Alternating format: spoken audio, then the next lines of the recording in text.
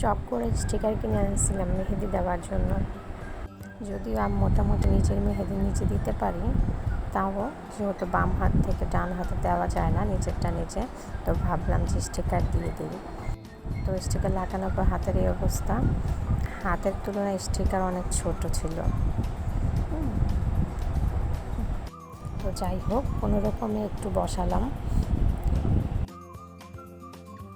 স্টিকারও ঠিকভাবে বসতেছিল না, অনেক কষ্টে আর কি কোনো রকম বসিয়ে উপর দিয়ে মেহেদি দেওয়ার চেষ্টা করতেছিলাম। তো মোটামুটি কোনো রকমে দিতে পারছি এতটুকু।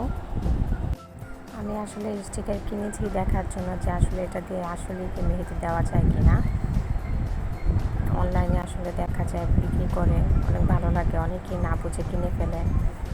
তো সেই জন্য আমি আসলে কিনে দেখার জন্য কিনেছিলাম।